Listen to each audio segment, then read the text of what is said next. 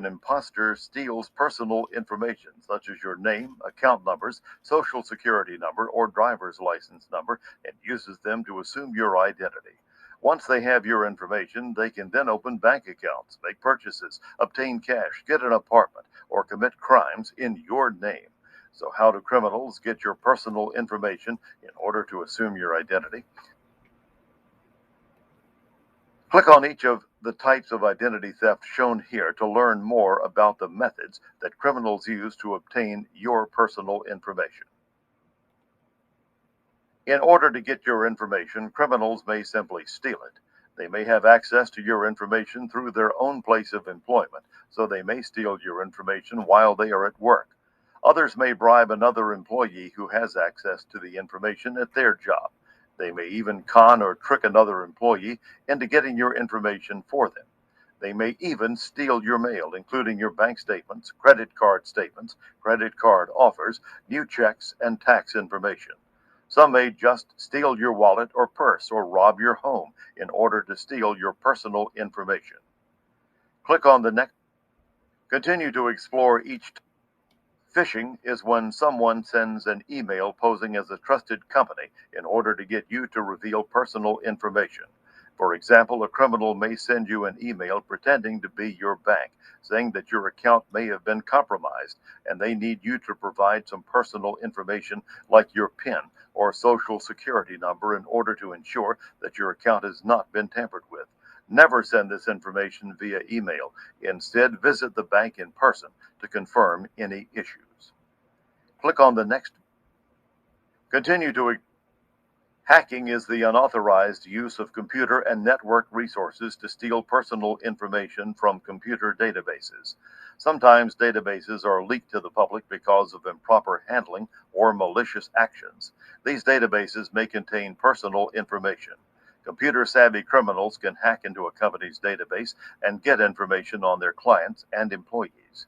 Criminals can also use the internet to find out all kinds of information about you. They can research potential victims using government registers, search engines, or public records search services. Continue to explore. Some criminals may advertise bogus or fake offers such as home based work, private insurance, fixing bad credit, etc. When people reply to the advertisement, they are asked to provide their full name, address, phone numbers, banking details, etc. They may even be asked to submit a resume which lists all of their work history. Click on the next. Continue to. Many people post personal information online through their social networking sites like Facebook or MySpace. When you post your location or your vacation plans, criminals can obtain that information by browsing these sites. Make sure to set your privacy options in such a manner that only your trusted friends can view your information, and never post information about your whereabouts. Click on the next. Continue to. Criminals may go to the post office and fill out a change of address form. They change your address so that your bills and statements are sent to them at another location so that they can get current account information. A change of address could also delay your discovery of their fraudulent activities, like setting up new accounts in your name.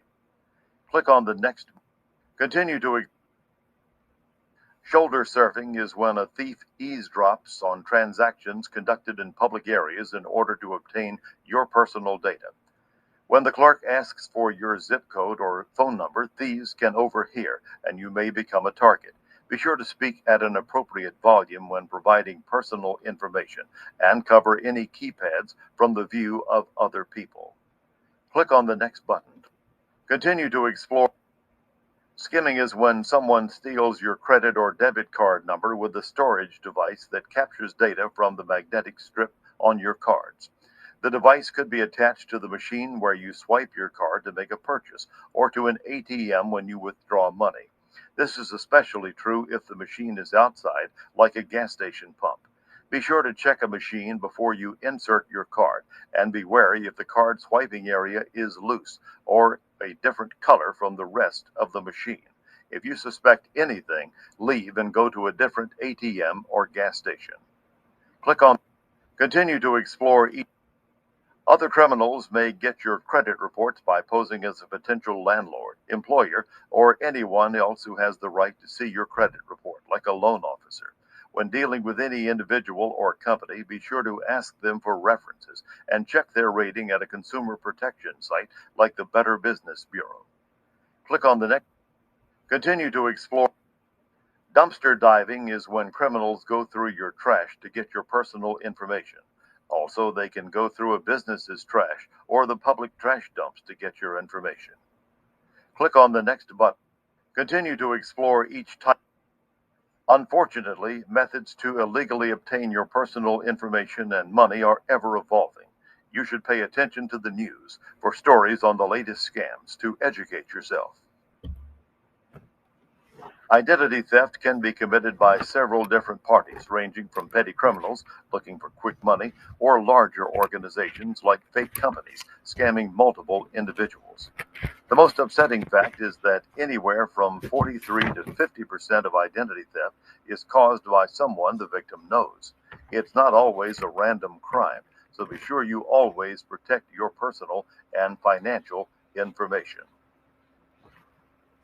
It may be impossible to completely protect yourself against identity fraud, but there are some things you can do to make it far more difficult for criminals to obtain your information. First, it is up to you to protect your information.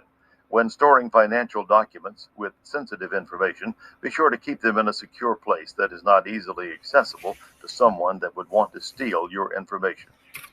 Once you no longer need them, be sure to shred any sensitive documents, especially those containing financial information, before throwing them away. When you shred documents, you make it more difficult for a criminal to access your information once it has left your possession. Next, be sure you know who you are dealing with before you provide anyone with your personal information. Only share credit card and other personal information with a company that you know and trust, and refuse to give the information to phone or email solicitors. Also, when making internet purchases or entering your personal information on the web, be sure to use secure internet sites. Look for the lock icon or the prefix HTTPS on websites so you can confirm that a company has protected their customers from hackers. Always be aware of your surroundings, especially when making financial transactions. Does it seem like someone is paying a little too much attention to you in a public place? Don't discuss personal information out loud or within earshot of someone suspicious. In case of loss or theft of your ID, checkbook, credit cards, or other financial information and data, report it immediately to all affected financial institutions or state agencies. You should keep a list of these important numbers somewhere safe in your home so that you can contact them as soon as possible if a theft or loss occurs. Check your financial statements regularly. If you notice anything amiss on your bank or credit card statement, contact your bank immediately. If you notice mail coming to you mentioning a new account you have opened or a new line of credit, try to investigate the issue immediately in case someone has opened an account in your name. You think you've had your identity stolen. Now what? If you think you have been a victim of fraud or identity theft, there are 4 steps you should follow. First, contact the fraud departments of one of the 3 major credit bureaus, Equifax, Experian, or TransUnion, and ask them to place a fraud alert on your account. An initial alert lasts for 90 days, and an extended alert lasts for 7 years.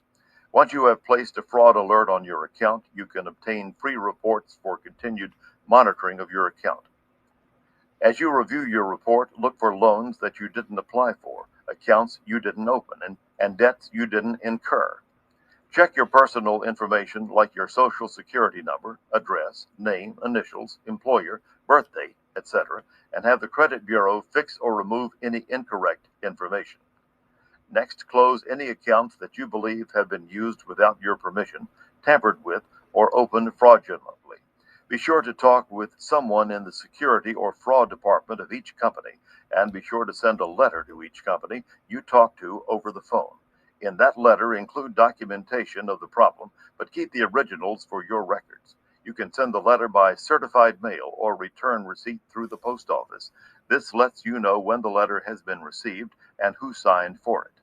Next, you should file a police report. If you know where the theft or fraud took place, the report should be filed at the station closest to that location. Be sure to get a copy of the report for your file and make copies of it so that you can send proof to your creditors that you have filed a report. File a complaint with the Federal Trade Commission or FTC for identity theft issues or other frauds.